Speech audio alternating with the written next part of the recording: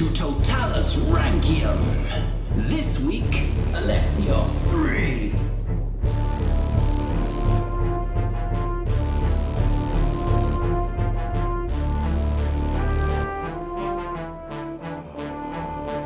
Hello, and welcome to Roman Emperors Totalis Rankium. I am Jamie. And I'm Rob, ranking all of the emperors from Augustus to Constantine 11, and now we are on episode 152. And it is Alexios III of the Angels. Oh yeah, I forgot about the Angels thing. I forgot they're all from Los Angeles. We're back with the Angelos family, Yeah. only this time we're with the elder brother, Alexios, not with younger brother Isaac. Nice.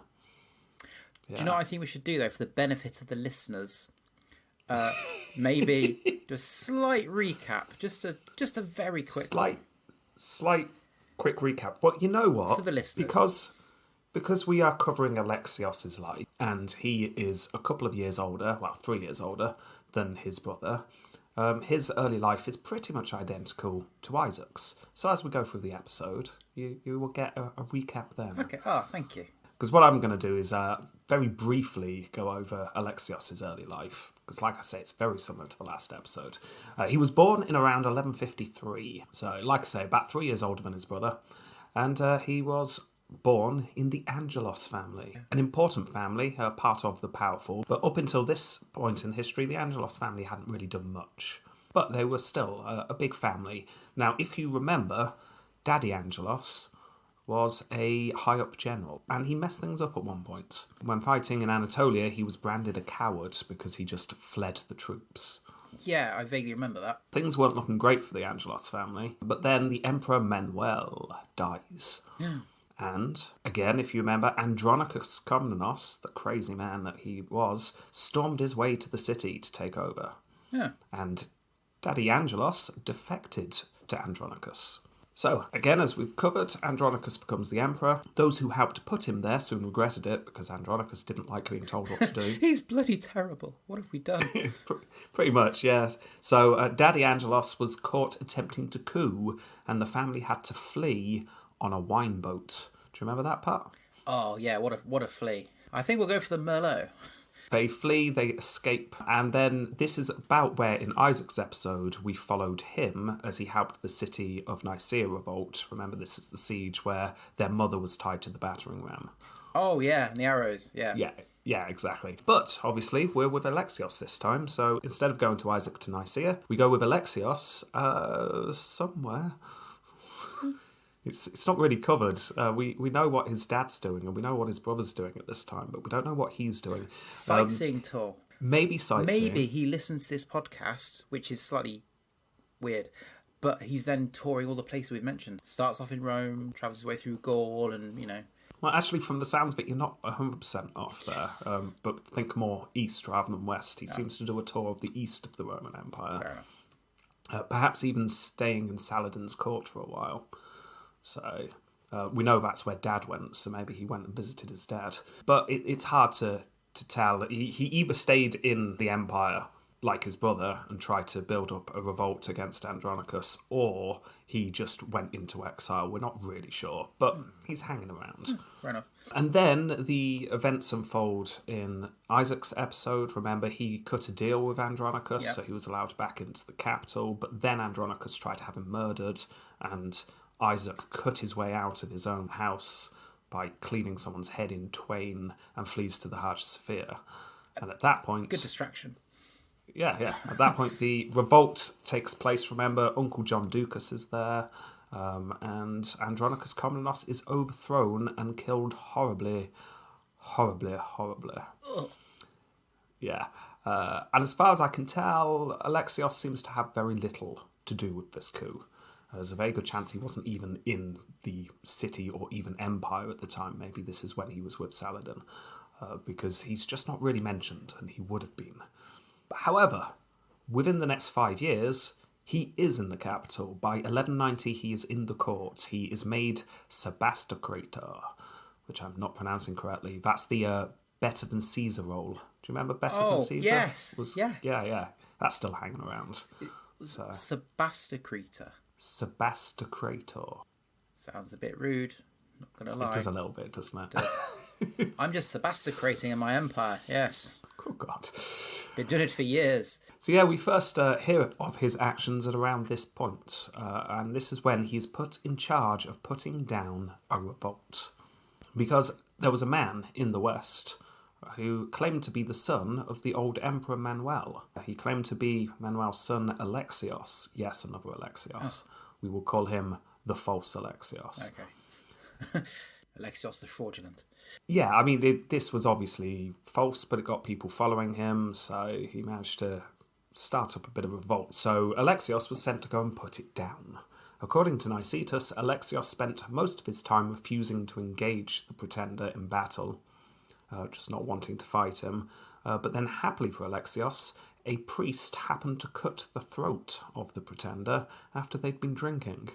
I mean, there's Monopoly, then there's Monopoly. That sounds like Monopoly. I have all of the hotels slit. You think it was just a disagreement over a game, then? Well, that was a forfeit. It's like a really extreme game, like a really tense game of Monopoly. Oh, maybe. I mean, you get the impression the priest was actually working for Alexios, but maybe not. Maybe it was just a. Who knows? Yeah. Who knows? Who knows? Who knows? Badass priest, though. Yeah. Yeah, you just know he was saying some kind of sermon as he slit the throat. Omne patre dominus. Yeah. Exactly, yeah.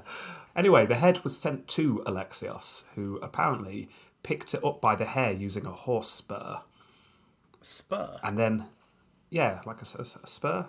Cowboy? Like the things you wear on your boots? Yeah. I thought a pair of tongs would be easier. Well, it's more likely the spurs were close to hand. The tongs he'd left with the barbecue back at home. Fair enough. Yeah.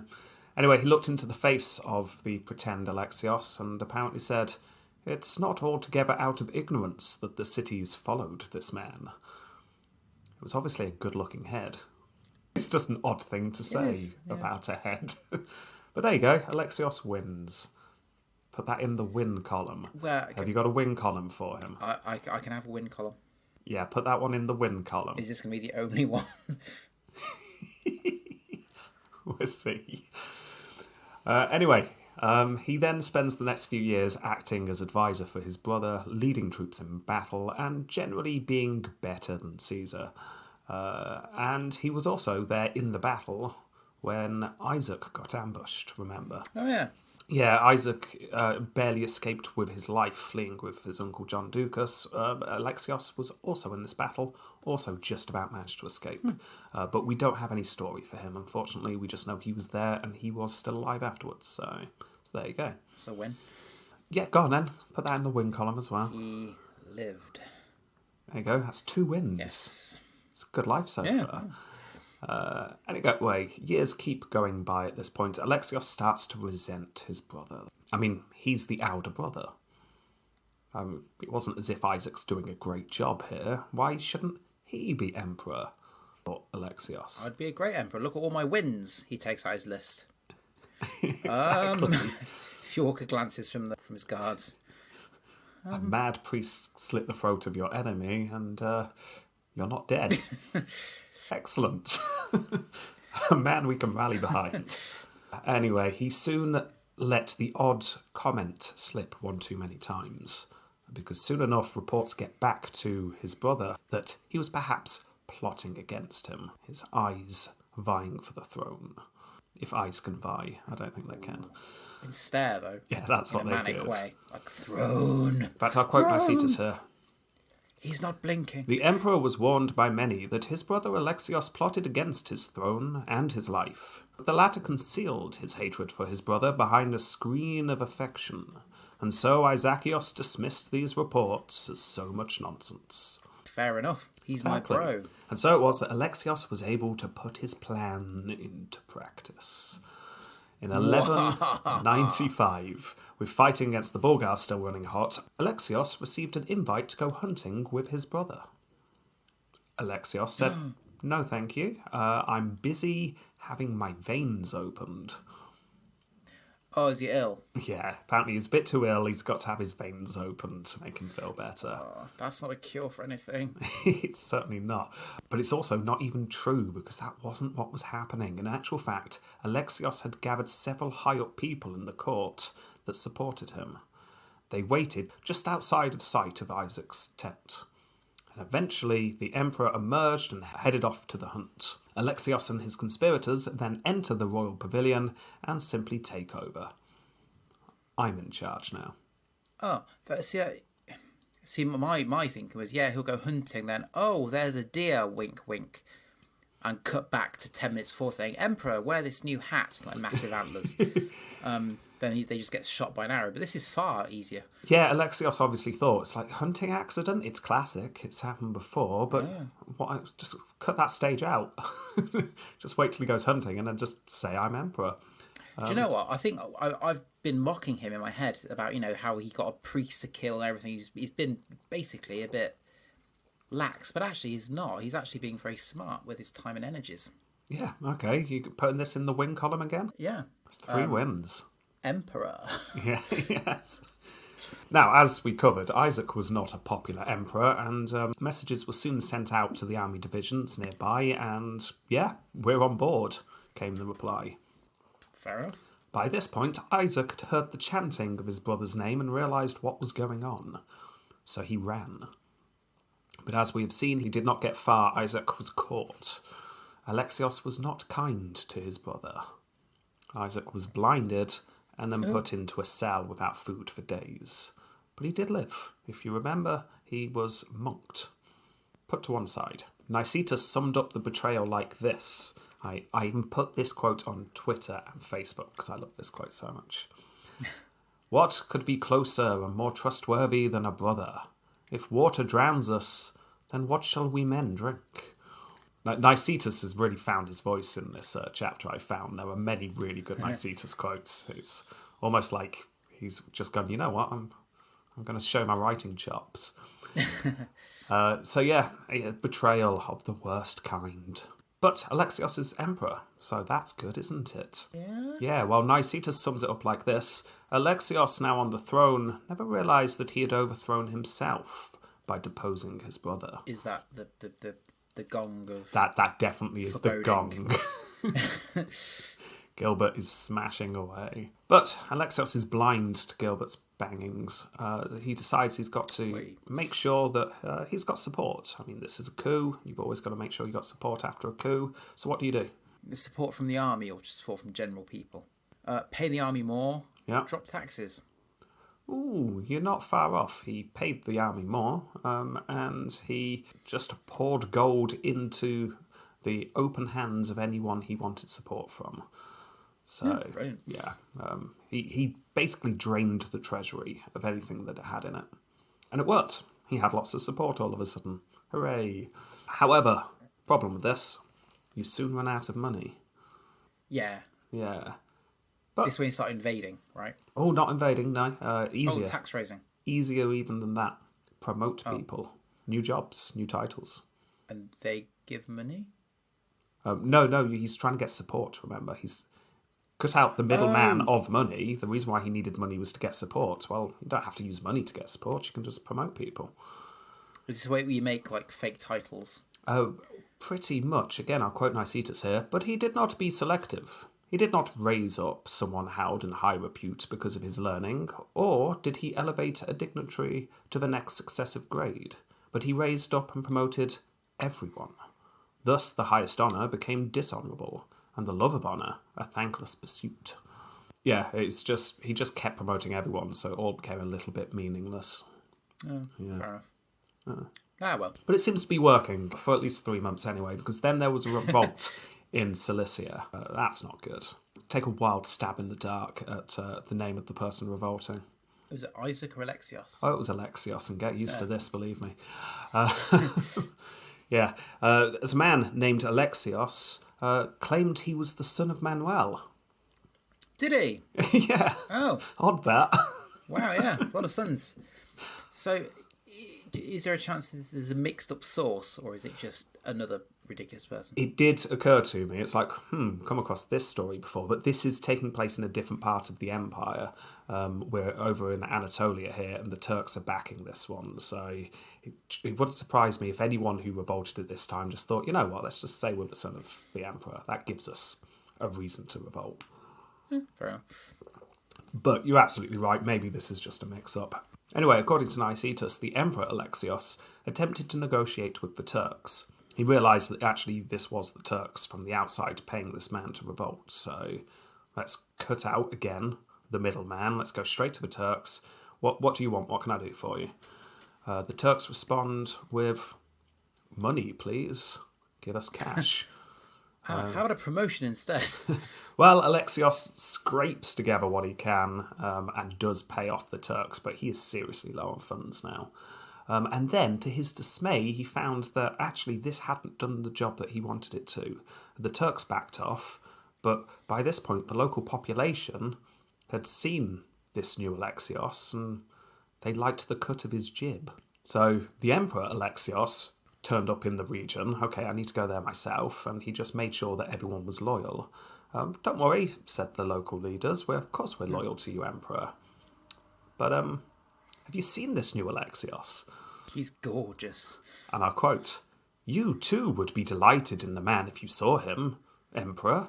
His long yellowish red hair is adorned as though with filings of gold. A man of goodly stature is he, and such a horseman that he cannot be shaken, and it is if though he were fixed in his saddle. Whoa. If you fancy him, then marry him, why don't you? Well, Alexios' response. Alexios was quite frustrated by this and pointed out, you do realise this Alexios that you're fawning over can't be the son of Manuel. I mean, he's been strangled.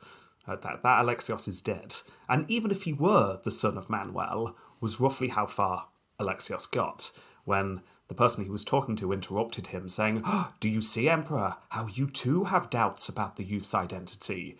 Look how uncertain you are about his death. What? Yeah. So his going to the region to make sure that everyone's still loyal really isn't going very well. Everyone clearly wants the other Alexios to be in charge. And has he tried the thing of, well, Manuel's been dead for almost 200 years? I mean, is that is that a thing? No, unfortunately, the timings do work out. Damn it. Yeah, a frustrated Alexios, even after paying off the Turks, who were backing the coup, then had to spend 2 months fighting the local population to convince them that this false Alexios is a false Alexios. And in the end, this false Alexios tragically and accidentally cut his own head off while shaving one night. Well, it happens. It happens. It's happened to another Alexios claiming to be the son of Manuel. Yeah, those blades are very sharp. I mean, like you say, these two stories are very, very similar, so who knows? Maybe that only happened once, but I'd like to think it happened twice, and you just couldn't move for Alexios. It's revolting. Anyway, meanwhile, the fighting against the Bulgars is continuing. Remember, Isaac had to deal with this most of his reign because he annoyed the Bulgars by raising the taxes. So, that war's still going on. Alexios sent his son-in-law, a man named Isakios, to lead the fighting. It didn't go well. Didn't go well at all. Alexios soon was told that Isakios had been defeated and captured. But there was some good news. You may remember from last episode, I told you that the Bulgars were being led by two brothers, Peter and Asen, or Arsen. Yeah. Arsen had recently been murdered by a man who was secretly sleeping with Arsen's wife's sister. I mean, there's a whole story behind that I don't need to go into, but just know that there was some intrigue going on. And Arsen found himself dead one day. The man who killed Arsen was called Ivanko, or Ivanko, depending on how you want to pronounce his name. Ivanko sounds like a shop. It does, doesn't it? Is that a good thing in your mind? I'm thinking sort of like almost Icelandic. You can Swedish, Norwegian kind of shop. You can imagine Welcome the to O. Ivanko. You can imagine the O having the two little eyes above it to make it a shouting face. Anyway, so do you want him to be called Ivanko or Ivanko? Well, Ivanko makes more sense, but obviously Ivanko. Cool, he's Ivanko then. Right, as you can imagine, the owner of a large shopping, it's like the owner of IKEA. Yeah, it was George IKEA. That's who he is. He was in charge of a chain of shops where you could buy flat pack furniture and hot dogs. It was good. Yes. Yeah. And he also happened to have killed Arsene. Now, as you can imagine, Peter had something to say about this. He's like, you've just killed my brother. So the Bulgars start turning on themselves. You've got two factions now. You've got Ivanko's faction and you've got Peter's faction. Ivanko, however, happened to be the one who had in captivity Isakios, Alexios' son-in-law. Well, I can use this, thinks Ivanko. Bring Isakios to me, he says. Fortunately, someone then turns up and says, we just went to get him. He's a bit dead. Just a little bit. Yeah, he kind of died in prison.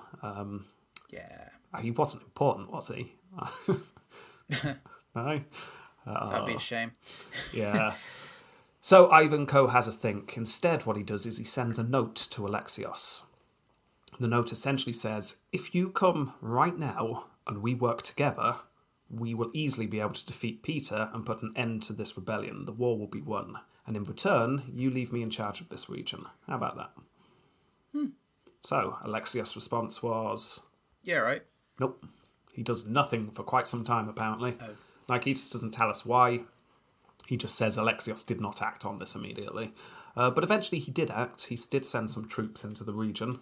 Unfortunately, just as they were about to arrive, the army mutinied, pointing out, to be fair, every time they had ventured into Bulgaria of late, they had always had their asses kicked. I would fight back, but that's your fault. Be better. Yeah, why are we doing this, they asked themselves, so they just turned home. An angry Alexios then sent a larger force, but it was too late by this point. Peter had taken control of the region, and Ivanko fled to Constantinople. It was here he became one of the chief advisors to Alexios. He gets in with the emperor, who was essentially put in charge of understanding what's going on in Bulgaria. Yeah. He was even offered marriage into the royal family, Alexios' baby granddaughter. It's a tie to the royal family. I mean, yeah. What's the age difference? Well, one's a baby, so I think that's all you need to know. Well, yeah, I mean... Yeah. But yes, it's very much just a political tie. Alexios thinking, right, once we win this war in Bulgaria, we'll put Ivanko in charge over there. And he's now got a tie into the royal family, so yeah, that will work, won't it? Apparently, Ivanko took a look at Alexios' granddaughter and then looked at the mother, who was recently widowed, and said, and I quote, "Why do you give me a suckling kid to cover when I am in need of a full-grown goat?" He probably then made some disturbing noises while staring right at Alexios' daughter. So, there you go. Yeah. Yeah, just know that Ivanko is now in the court. He will be back. Great news for shop. Well, sort Great of, publicity. because he changes his name at this point. Ivanko is a little bit too Bulgarian. He's now in the royal court, so he's going to change his name. Guess what, too? Alexios. Yeah, of course it's Alexios. Anyway, we'll be back with Ivanko/Alexios later. Anyway, fighting is continuing to go on all over the place. The treasury was being emptied even more. The Bulgars continued to fight, supported by the Vlachs, which is another tribe in the region at the time. And also in the east, the Turks were causing trouble. But this was not the biggest problem facing Alexios at this time, because something was about to happen that really was not good. Invasion. Well, it wasn't quite an invasion. It was something that had already started under Isaac, and Alexios just hoped it was going to go away. Because, if you remember last episode, the Western Emperor, Frederick Barbarossa, had died. The pirates. Yes. Yes. And his son, Henry, had taken over. So Henry is now the Western Roman Emperor. Right. Henry had plans. To cut a long story short, he had taken control of Sicily, so no more Norman Sicily, that's gone now, which is nice. He'd pretty much taken control of all of Italy as well. The Western Empire is looking strong at this point. Henry had then sent a message to Isaac just before he'd been overthrown, essentially saying, "I'm blaming you for the mess my father got into passing through your land." I could and should crush you. Pay up some compensation for my father's death. Okay. I'm guessing Isaac kind of just shoved that letter down the back of the sofa and then got deposed. And Alexios becomes the emperor. Everything's fine. Yeah, My brother it's all was talking about something to do with Henry over in the Holy Roman Empire, but it'll be fine. What's that? Some envoys. Oh, okay. I'll meet with the envoys. One of the envoys, by the way, nice little detail from Nicetas here, had very bushy eyebrows. So feel free to really imagine those eyebrows on one of the envoys. I'm just seeing just like, no, you can't even see the eye. It's like he's wearing hair glasses almost. That's lovely detail. It's good detail, isn't it? Yeah, it's like, are you picturing nice comic big eyebrows then? Yes. Yeah. Imagine that. Probably put Alexios at ease. It's probably stifled a grin as he met the man. Yeah. Until the man just said the words, "So where's the money?" Oh. What? The money. Give us all the money or we will destroy you. Oh, yeah, about that. Yeah. Alexios gives in.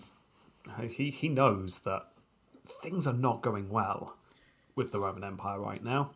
It is shrinking rapidly and there's lots of internal division.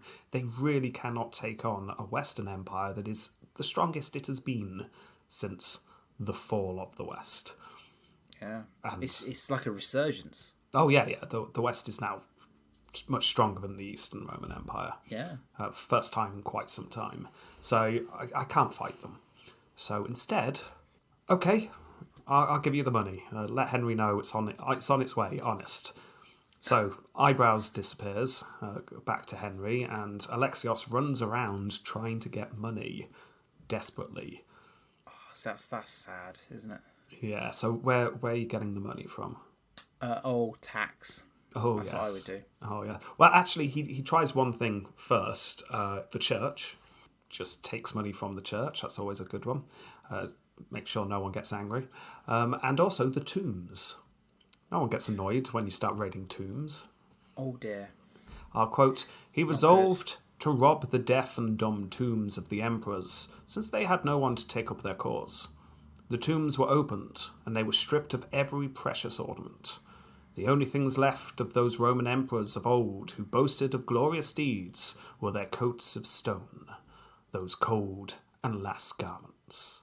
Oh, dear. See what I mean by Nicetas suddenly coming to the fore of this chapter? He wasn't writing like this before. I'm enjoying it. Anyway, stroke of luck though. He's there desperately trying to raise money. After raiding the churches and the tombs, like you say, he raises taxes all over the place. It's called the German tax, just so everyone really knows exactly what they're doing it for. Yeah. But a stroke of luck. Reports came in that Henry had died of some kind of lurgy. Oh, that's so unfortunate. We shall send some flowers and a card. What are the cheapest flowers we can get? Here's a sunflower. So, there you go. They're off the hook. And, even better, Alexios now has a pile of money. Hey, money. Yeah. He really needs that, to be fair. He really does. And He's also... really splurged it away. Yeah, also things are not actually going brilliantly for Alexios because some of his friends approached him and let him know that his wife was sleeping with one of the generals and that they were plotting to overthrow him. He was married? Yes. Frosiny was her name. She was a very hands-on empress. She had a throne installed next to her husband's. She ruled the city when he was away. She was pretty much a co-ruler, according to Nicetas. And, as you can imagine, misogyny of the Romans, many people resented this fact.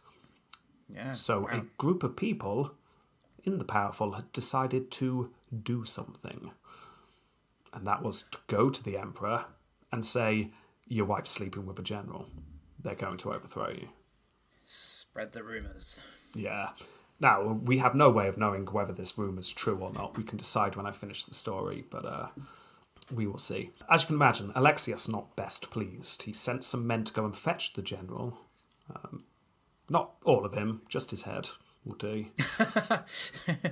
Yeah. Once the head arrived, Alexios apparently spent a merry afternoon kicking the head up and down the palace room. And then, I quote, he then addressed it in terms wholly unfit to be included in this history. Wouldn't it be great if, like, he invited his wife, come and have a look what I found, like, trying to shock her, trying to scare her. She turns up, he's kicking her head around, just like, who's that? You're not far off, because he then confronted the Empress, who said something along the lines of, what are you talking about? Where on earth did you hear this? Do you not think that maybe your so-called friends are lying to you in an attempt to weaken you? Maybe. So a confused Alexios then did what any sensible detective would do. Killed anyone that told him the story. Not quite. He ordered the torture of the palace staff to find out what was really going on. Oh, okay. Yeah. Rational.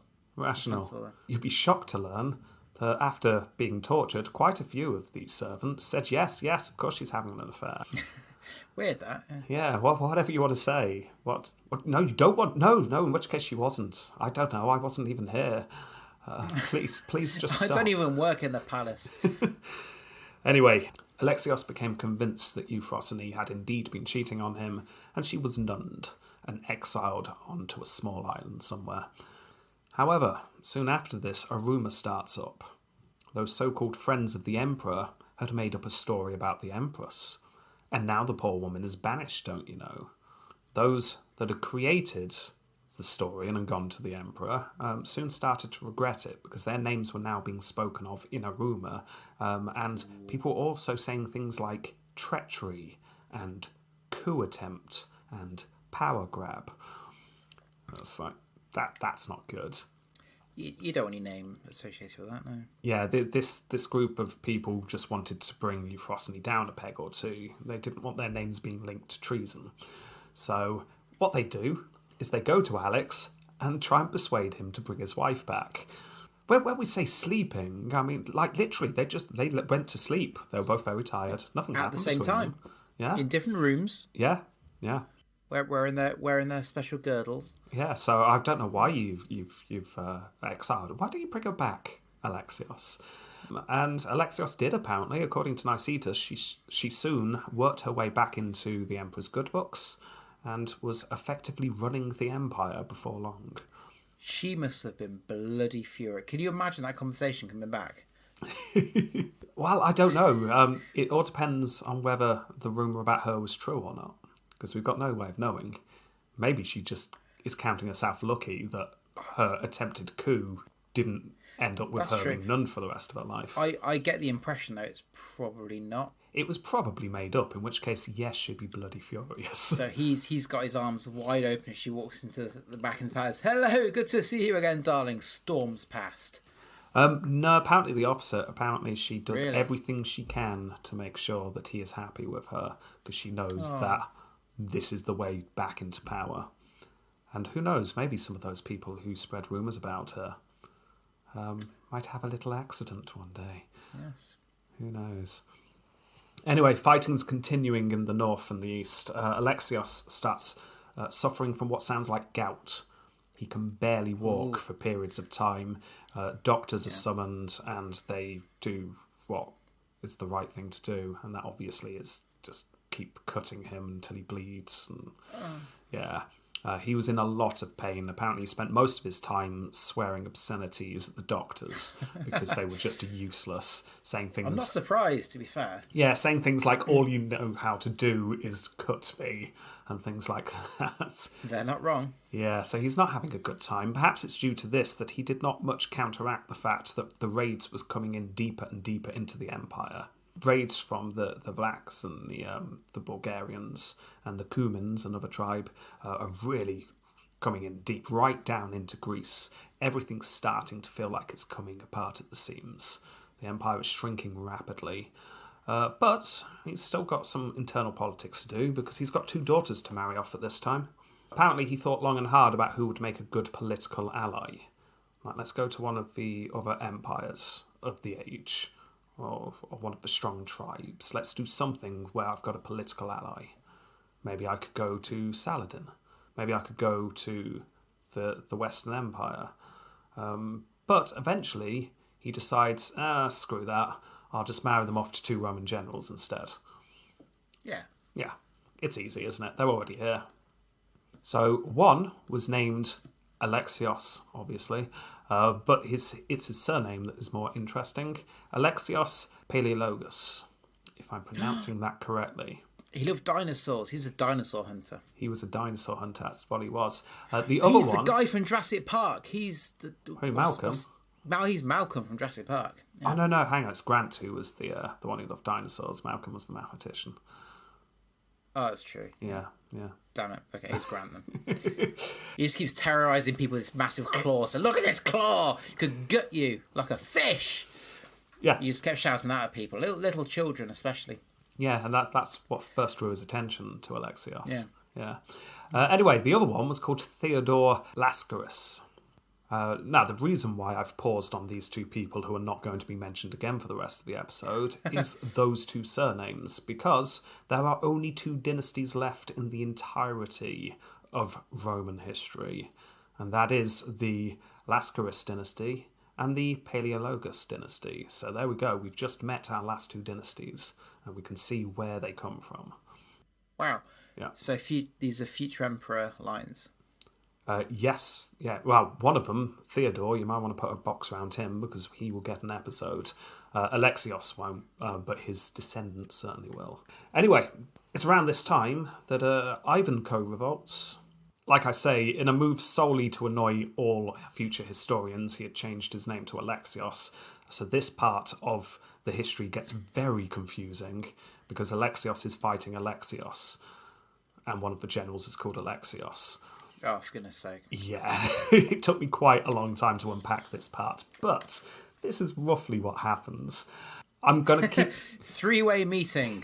Yeah, that comes up. I'm going to keep calling Ivanko, just to make it clearer. So Ivanko takes a portion of the Roman army and just defects. So Alexios orders him to be tracked down. Now, to begin with, a general called Manuel was put in charge. Because if you've got a Manuel knocking around, you're going to use him, aren't you? That's true. Ah, your name is Manuel. Yes, but I'm only a baker. You're leading the army now. Yeah, it would seem that's probably what happened, because this Manuel was not worthy of the name. Oh dear. He didn't even smoke a little black cigarette. Oh, he just armed his troops with baguettes. Yeah. Shields of muffins. Well, Manuel was leading his troops when he heard rumour that Ivanko was stockpiling all his wealth nearby. All his assets. Yeah, that's interesting. His furniture empire. Yeah. So Manuel went to check it out, obviously. And upon cresting a hill, he saw, probably surrounded by bushes that seemed to be stifling laughter, a huge pile of wealth in the middle of a field. Apparently there was like genuine like treasures, but also Roman captives just like tied up there, and a large. Trying to go. There's a trap! There's a trap! Sorry, I'll come over there. No! Yeah. Also, apparently, a huge herd of animals as well, because I mean that's always good to come across a herd of animals when you've got an army to feed. So I mean, it's all just sitting there. Weird, that. It is. Yeah. And there is only one way to find out what those prisoners are saying, so we don't need to go through what happened next. Let's just smash cut, shall we, to Manuel in a cell, watching his commanders being executed through the bars. Yeah. Yeah. Still, every cloud, thought Alexios when he heard of his general, and cousin, by the way, they were related. Yeah. So when he heard of his general being captured, because, turns out, said Alexios, get this, I've done a bit of digging, Manuel's actually a traitor, and I'm now going to have to, forced to, seize all of his assets. Oh, no. Turns out Manuel's quite rich. Oh, wife and children, I'll just throw them in prison.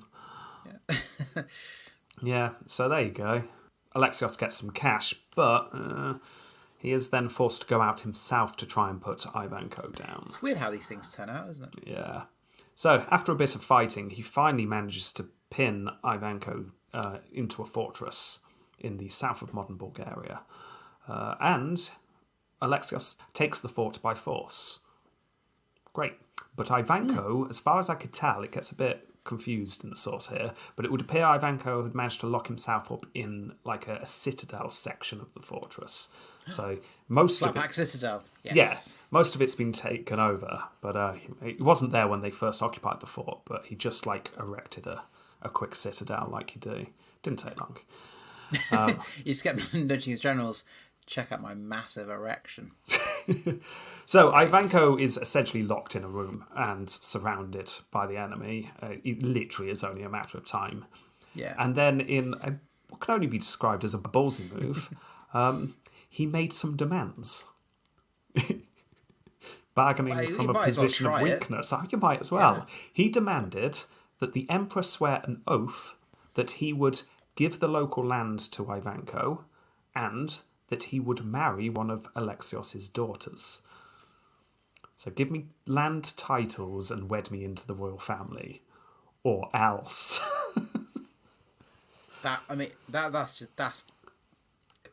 That's poker. This is poker now. It is. Can only assume Alexios is outside going, well, he must have a reason to think that he can demand this. He has something that we don't know about. Quick, back away, retreat. Well, Alexios instead sends in his son-in-law to negotiate on these terms. Come on, guess what his son-in-law's called? Alexios. Yeah, Alexios sends Alexios to negotiate with Alexios on behalf of Alexios. Oh.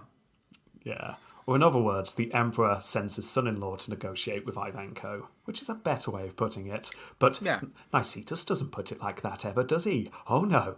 No. Nicetas never sees the need to differentiate between these bloody Alexioses. Oh no. Anyway, the son-in-law enters the room and they negotiate. And negotiations are pretty good, actually, for Ivanko. All the terms were agreed upon. Yes, you can have the land. Yes, you can marry my daughter. Just stop rebelling. Oaths were sworn. And people, remember, took oaths seriously those days. Yeah, they did. They did. That's Ivanko perhaps made it approximately 2 steps out of the room before realising that just because people take oaths seriously, it didn't mean that they didn't also take revolts seriously. And sometimes they take them more seriously. He was slapped in chains immediately. But it wasn't a revolt. It was more of a petition. Well, Alexios didn't see it that way. He saw it as a revolt and he put it down. He chalked that up as a win, he did. It's more wins. So many wins. So many wins. So many wins. Alexios then... That's the list. Definitely, he's going to need it.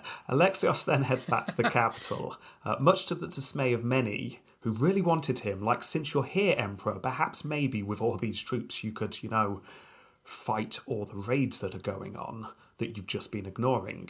I mean, you're here now. You've got the men. Can we please go and, attack the Vlachs or the Cumans or the Bulgars? Alexios doesn't see it that way. He sees that he's just won a victory and he needs to go back to the capital to celebrate. So that's what he does. And then the raids keep on going and they get really bad. Nicetas tells us that they would have reached the capital itself if the Russians had not happened to invade the Vlachs at this time. Are you calling them the Russians because that's how they're known, or are they still the Rus? Oh, it's starting to turn into Russians. I don't know whether that's because of translations that I'm reading, but I'm starting to see the word Russian rather than Rus, which is interesting. But I mean, Russians just mean the Rus, so... Well, yeah. Yeah. That's interesting. But it sounds more modern, doesn't it? So, yeah. With their Tsars, no vodka.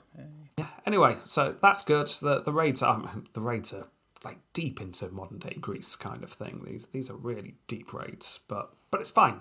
The Rus are sorting them out for a while. And it's time for the next revolt, thought somebody.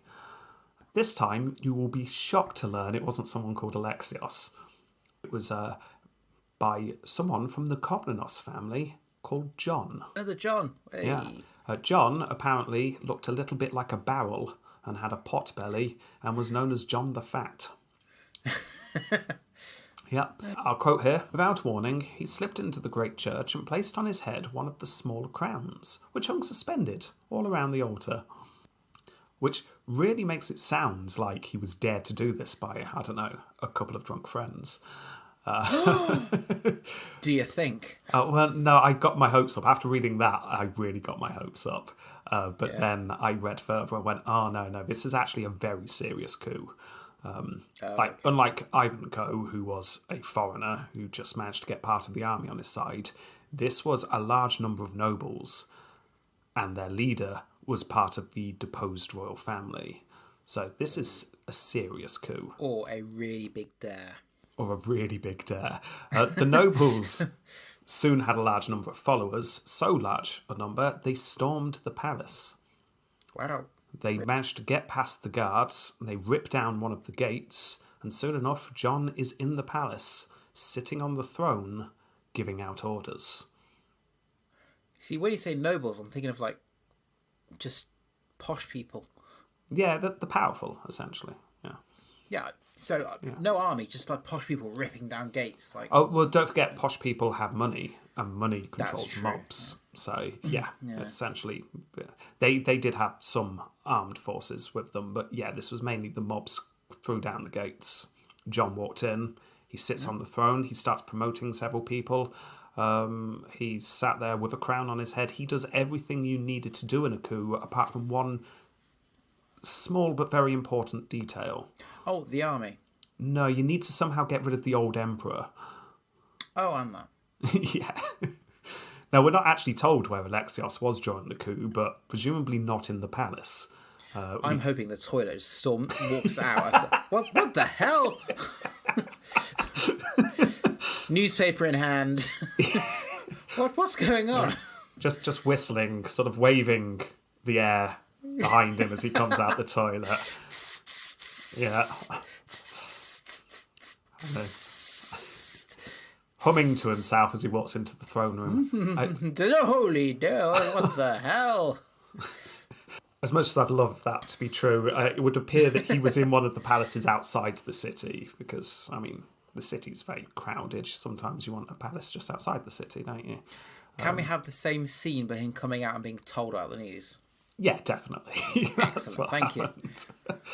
Yeah, what we do know is that come dawn the next day, Alexios comes riding into the city, followed by a lot of armed men who just cut through the guard that had been put in front of the palace, and soon enough, John was caught and beheaded.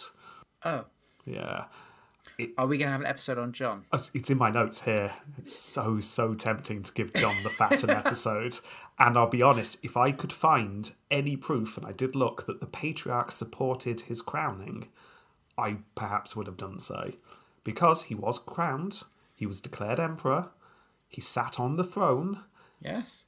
But I think you kind of need the patriarch to say, yes, I agree that you're the emperor. But he started his coup in the Hagia Sophia, so who knows?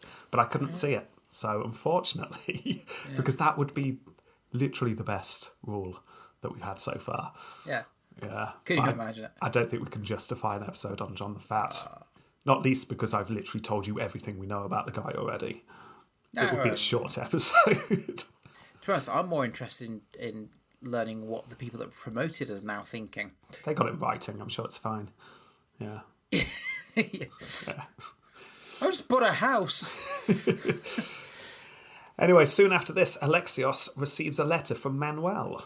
Remember his cousin who may have been a baker and was an awful general? One of the baguettes, yeah. Yeah. Hello, said the letter. Any chance you can pay this ransom off? Because I've been sitting here for quite some time now. Alexios just ignores this. Like, no, don't care. It turns out baguettes are no match for steel. However, Manuel at this time manages to get in contact with his son-in-law, a man named Chrysos. And Chrysos pays the ransom. Manuel is free, but he is not happy. So he decides to coup. He revolts. For goodness sake. Yeah, he manages to take central Greece. And then a man named John, who, by the way, Alexios had promoted to replace Manuel, also revolted. So, two revolts at the same time this time. Yay. Going well. Yeah, Alexios had to be at his best. Unfortunately, an attack of gout occurred at this point, and he could not walk. So he sent a son-in-law to go and deal with John, and he sent another general to deal with Manuel. The son-in-law did very well against John. That revolt was soon put down. We don't get many details on it, but there you go. Another tick in the win column. Yep.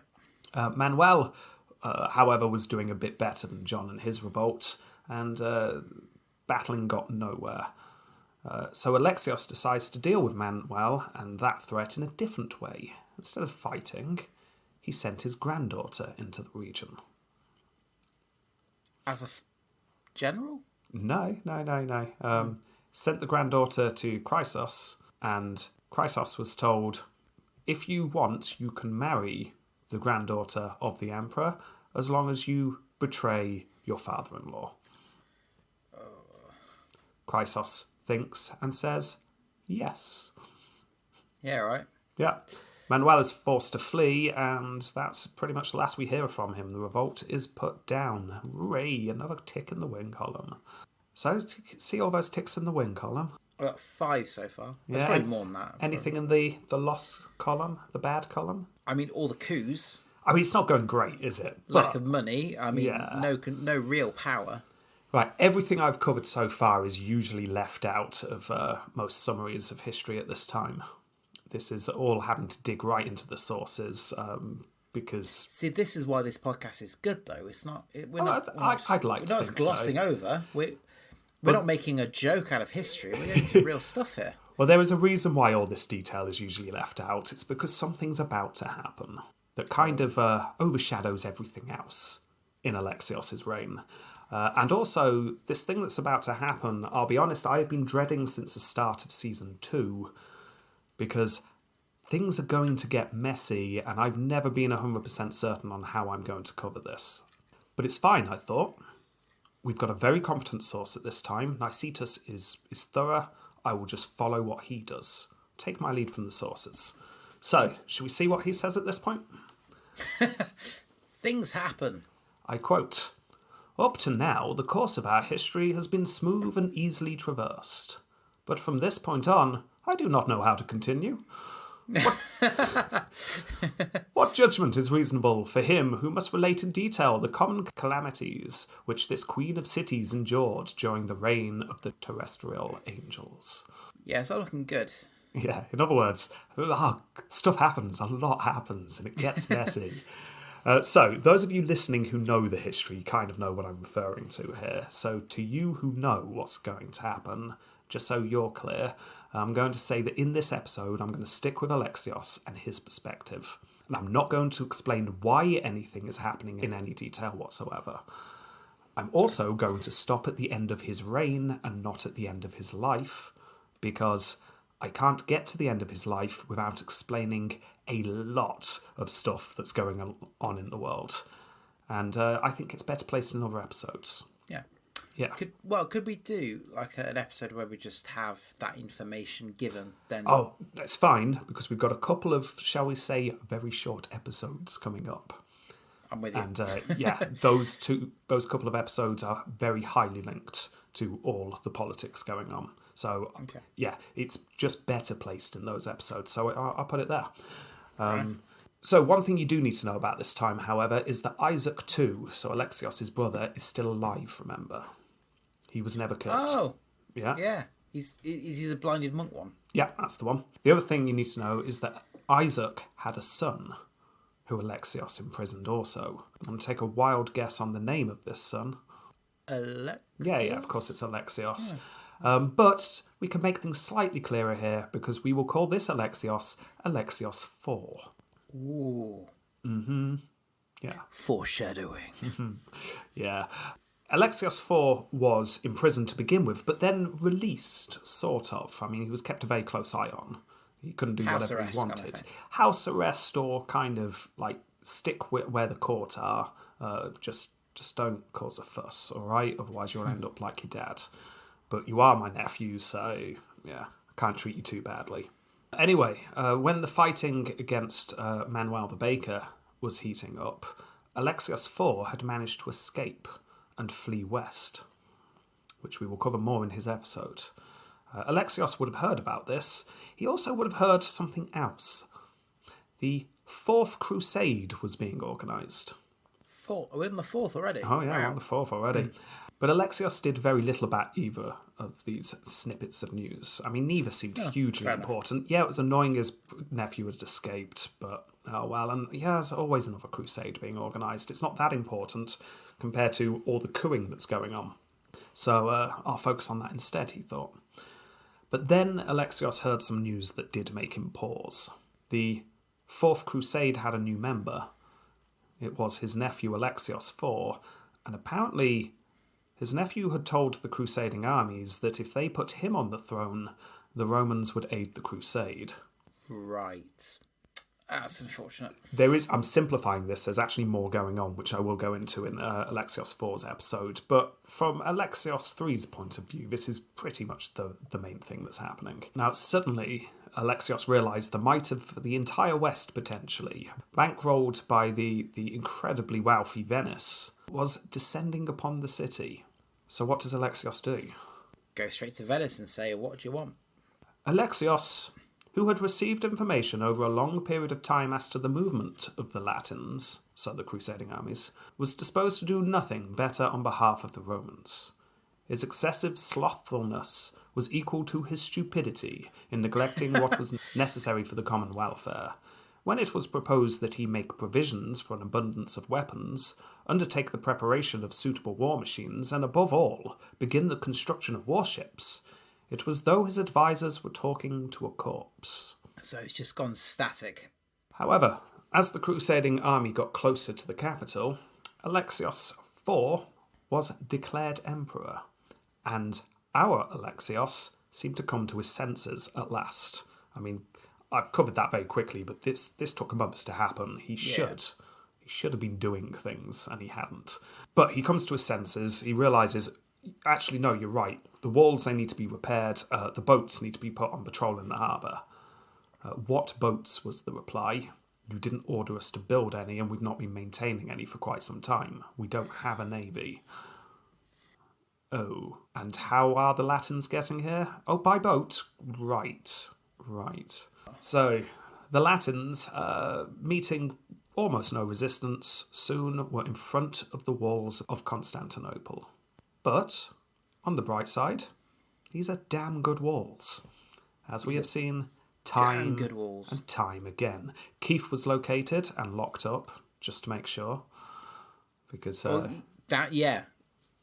With his, unfortunately, he has the keys. He does have the keys, but I mean, it would slow him down, and they made him swear many oaths not to give the keys away. So the keys are safe. No one's getting in through treachery, and they've got the walls. Keith, here are all the keys, but we're also locking you away with the keys.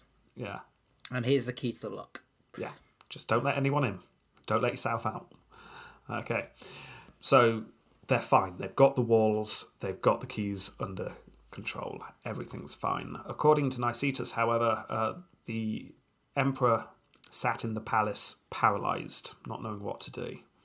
Some of his court organised the troops within the city. A cavalry charge was organised, and Sally went forth, like she often does in these situations.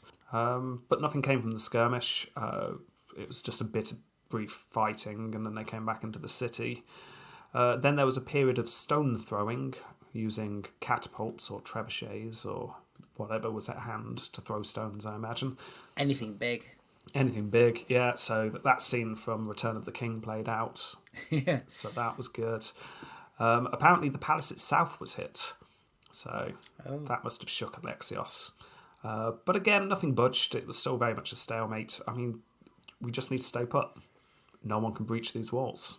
Yeah. And then the Latins attempted a major assault. They covered their ships in oxhide to protect them from fire, and then using cables tied to the masts of the boats, they raised ladders.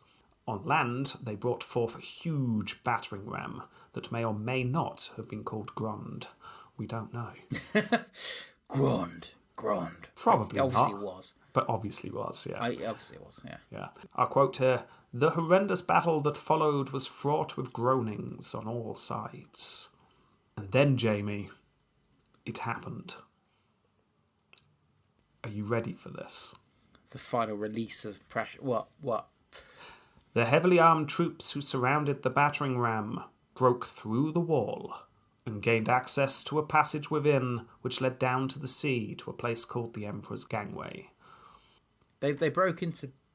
The walls have been breached. The Latin forces at this point were fought back, but that is a breach in the wall, and we have literally never seen this before. No. Meanwhile, the ship ladders were doing their job. They engaged the defenders on the towers and easily routed them. The enemy troops who occupied the section of the wall set fire to the adjoining houses. It was a piteous spectacle to behold that day, one that required rivers of tears to counterbalance the fire's extensive damage. Again, I'm loving Nicetas in this period. Yeah. So, there you go. 2 places the walls were breached. There's fire in the city. Yeah. They were pushed back, but this is only one assault. It looks like the city is going to fall. News that the walls were being breached reached the Emperor, and this seemed to shake him out of his shock, because... Holy shit! He said. You can beep that. Just remember all the sieges of Constantinople we have had so far. Yeah. And there have been some huge sieges, some that lasted literally years. I remember and never once have they got past the walls. No, we did a whole thing where you guided me through what it was like trenches and mini walls, and there was a whole thing. A very good reason I did that thing. It's because I knew eventually, after hundreds and hundreds of years, the walls would eventually be breached, and you needed to know exactly why this was such a big deal. I guess it was also a lot due to just mismanagement. Mismanagement, disrepair. The city just was not prepared to defend. No. It was complacent. Was this quite a sudden assault? Well, once the forces arrived, it was sudden. They had months to prepare. Oh, for goodness sake. Yeah. Well, anyway, put that in the losing column. just saying. You might want to put a really big one in the losing column here. It gets worse, though. So, he's shaken out of his shock. He leaves the palace. He ignores the angry shouts of the citizens around him. And he organised the Romans' troops. He's going to ride out and face the enemy in battle. Okay. Right. Okay. Yeah? Yeah, okay. And then Nicetas gets annoyingly vague at this point. It would appear that he led a sizable force out of the walls to face the Latins. A large enough... 12 people. No, apparently it was a large enough force that genuinely could have defeated the Latin forces. 13 people. It may be. But then Alexios turns round and goes back inside the city. Oh. Yeah. Wait to inspire the troops. Yeah, it would appear he got all the way. It's like, no, we're going to fight them. Oh, wow, there's a lot of them, isn't there? Whew. Yeah, let's get back behind these walls. This could be dangerous, guys. Let's quick. Let's head back in. Well, I'm going to head in. You attack. Yeah, I'll quote again here. Alexios entered the palace and made ready his escape. It was though he had laboured hard to make a miserable corpse of the city, and to bring her to utter ruin in defiance of her destiny, and he hastened along her destruction. Once back in the palace, he grabbed as much gold as he possibly could carry, and then with a small number of servants and his one favourite daughter, he fled the city and gave up the job of being the emperor. And that is where we're going to leave it. Now, like I say, in an attempt to make things clear, we're not going to try and cover the rest of his life in detail, but just so you know, he was on the run for a couple of years. He was then captured by the Latin forces. He was then ransomed to his son-in-law, Theodore Lascaris, who I mentioned earlier, or Theodore I, as he will be known in his episode. But once he goes to Theodore, for reasons that we will cover in future, he was monked, and then he died a couple of years after that. So he doesn't really do anything that worthwhile after this point. Certainly nothing that's going to affect his score too much. So there you go. That's where we are going to leave Alexios III. How's his chart How's his win chart coming? Well, I'll be honest. His win chart's reasonable, Yeah. but not impressive. His loss chart, there's a few things, but the biggest one is obviously the whole, breaking into the city that has been broken into for almost 1,000 years. Yeah, let's rate him, shall we? Yeah, let's do that. Yeah. Fightius Maximus. Okay, he did a lot of fighting, to be fair. He was leading Did he? troops. At times, yeah. He also delegated at times because his gout, he couldn't get out. But he did lead troops under his brother. He led troops against Andronicus. And when he was the emperor, he did lead troops against some revolts. So, I mean, he does fighting. He managed to put down quite a few coups through fighting or delegation of fighting. So, I mean, he's... In some ways, it's like you feel like he's got to win something. He didn't lose the war against the Turks and the Bulgars, and they've been going on for ages. But he didn't win those wars. No. He did not fight back the raids. He paid off the Germans instead of fighting, and we cannot ignore the big one. He lost Constantinople, the first emperor in history to do so. Yeah. Yeah. He's a bit like Augustulus in a way. Yeah. This is not an emperor being deposed by another emperor. Yes, technically Alexios IV is now in charge, but Alexios IV, as we will see in his episode, is just a puppet to the crusading armies. Yeah. The crusading armies are in charge of the Roman Empire now. The Roman Empire has fallen. Permanently. I don't want to ruin anything, but if you're going to draw a map, let's just say there's going to be a lot of multicoloured areas going on. A lot of downward arrows. Without giving too much away, we have 2 more episodes of technically a Roman emperor, and then we literally have a few episodes when no one is actually a Roman emperor because the Roman Empire has been destroyed. Right. Okay. I'm not going to ruin what happens after that, but because, as you know, we are not that close to the end, so something else has to happen. But we've got another 200 years at least, haven't we? So. Exactly. But this is the fall of the Roman Empire. As much as you can point at any time in history and say that's the fall of the Roman Empire, this is definitely one of those times where you can point and go, yeah, the Roman Empire fell at that point. So this kind of ties into Successus Ultimus, I suppose, but he lost a fight, and because of it, this happens. So, I mean, that's not good. So he really can't score much here, can he? No, we cannot. But he does do some fighting, so does he get a token point? I'll give him a point. Cool. He gets a token point then. That's 1 point for Fightius Maximus. Approbium Crazium. Oh dear. He does not do well in this round. I'll quote here. He surpassed all others in the mildness of his manner. Neither was he inaccessible, nor did he repel anyone by snarling, but anyone who wished to do so could approach and petition him, and sometimes one could contradict him without placing restrictions on oneself in speech. It sounds like he was a very reasonable man. It sounds that way. Yeah. If it can be exceedingly difficult for emperors not to cut down the ears of corn which overtop the rest, and do not leap brutally upon those who have offended them, then one could see that Alexios was rich in such virtue.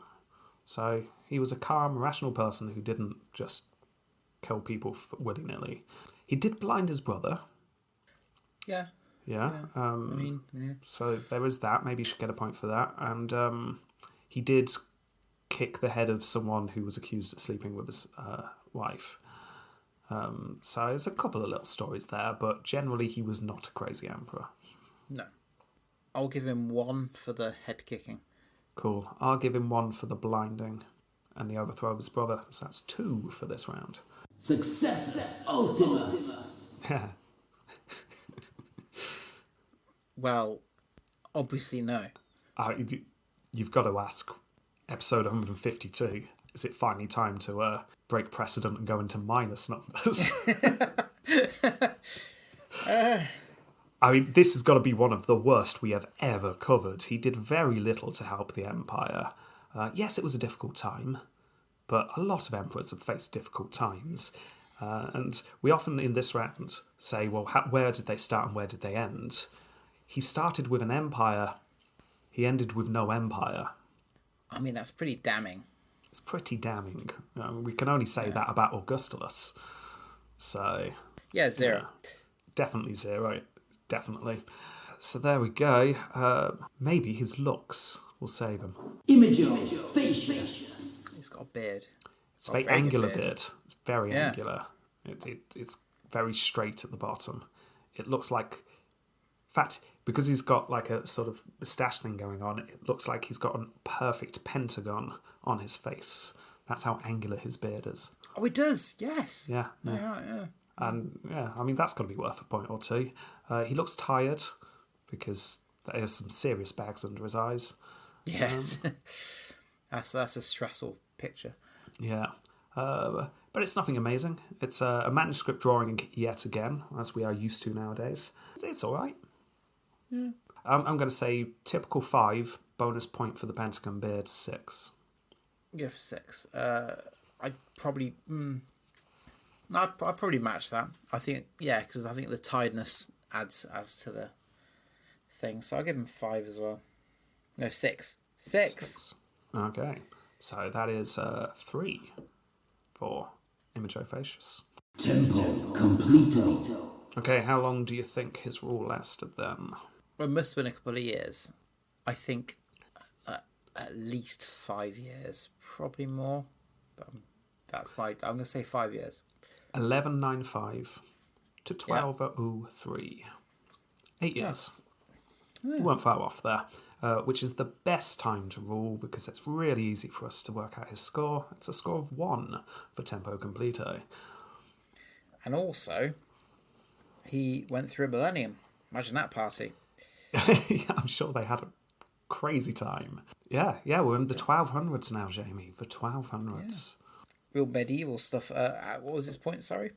1 point for this round. We're now only 570 odd years from the start of our President series. We're far closer to the start of our President series than we are the start of our Roman series. It's like the T-Rex and Triceratops. Yeah, it's a bit like that. It's a bit like Cleopatra and the pyramids. Yeah. Anyway, so what's the score? He's probably done better than a lot of people have expected him to, because he's well known for not being good. No, I mean, he's got 7. He's got 7 whole points. 7 points. I mean, 7 whole points. For the emperor who lost the empire, 7 points is not bad. Yeah. That's not bad at all. But there's one important question we need to say no to. Do they have a certain je ne Caesar? No. Absolutely not. Definitely not.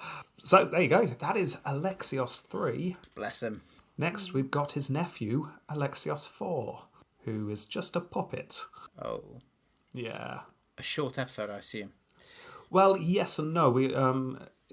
Because I'm going to try and explain exactly what's going on with this crusading army, why they're there and not fighting in the east. And we'll actually look into the build-up and what's been going on there.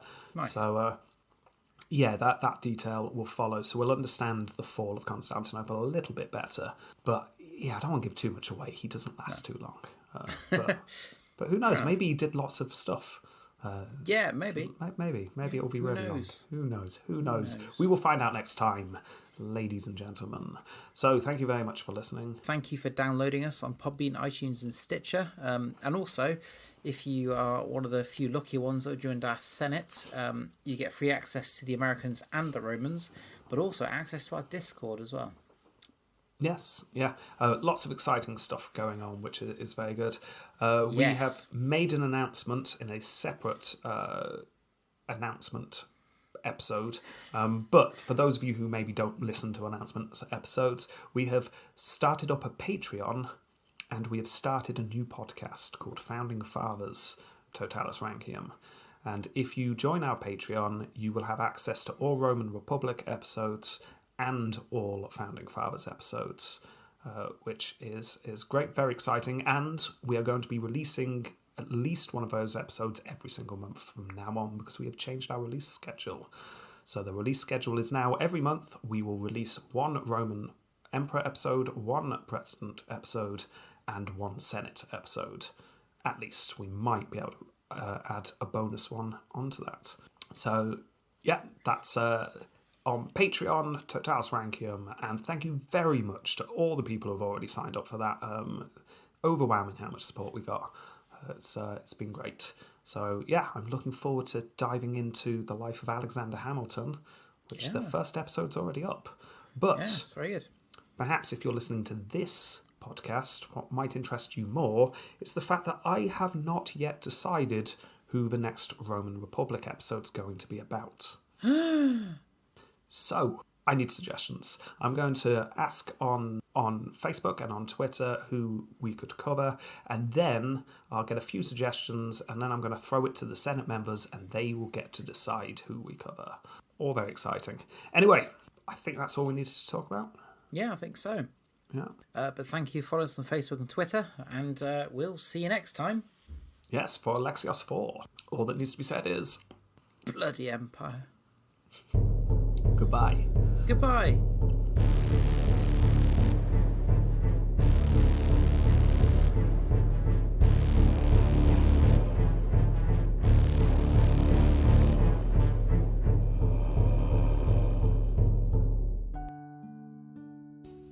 Oh, this room is so glittering and pretty.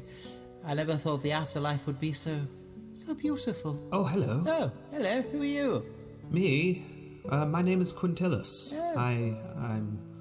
Obviously I'm a Roman Emperor. Welcome to the Roman Emperor afterlife, Alexios III. Yeah, oh, this is amazing. Meeting another emperor, my forebears, that's a word. This room is very small. Yes. I thought there was a bigger one down the corridor, but never mind, this is beautiful. No, there is. There is a bigger one. They don't let us in there. But it's fine in here. Yes, no, sorry, let me introduce you.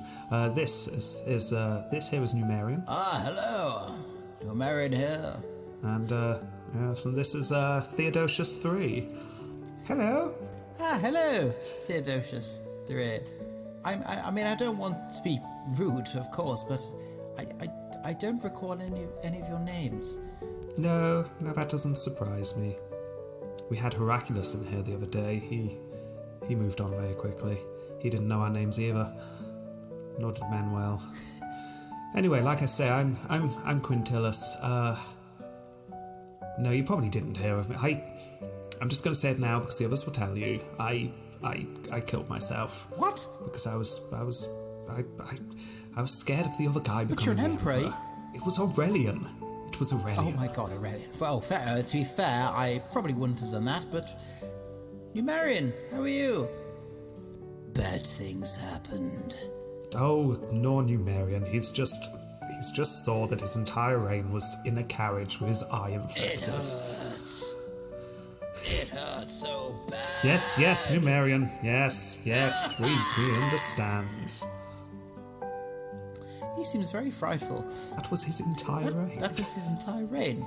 Yes, unfortunately so. Just in a carriage. Dying of eye plague. Just dying of eye plague, yes. Oh, gosh. Yes. And I didn't even want to be emperor. They made me. But I'm not anymore. I shouldn't even be here. But you're dead, aren't you? Yes, I should be in normal heaven, not Roman emperor heaven. I never wanted to be a Roman emperor. Can I go, please? What is this place? Why is there a small boy just crying in the corner, calling for his mummy? That's Augustulus. And the man at the side, bleeding quite profusely out of his neck. That's Strachius. Entire reign like that. Yeah. So why am I here? Oh, don't worry. This isn't your room. Oh, thank God. This is where all the terrible Oh, emperors thank live. goodness. Oh, thank goodness. Is this like a pre-room then to my... This is, for you, yes, it is. Augustulus, come over here. That's it, now go with the nice man. Yes? Yes, you're going to the fallen room. The fallen... What?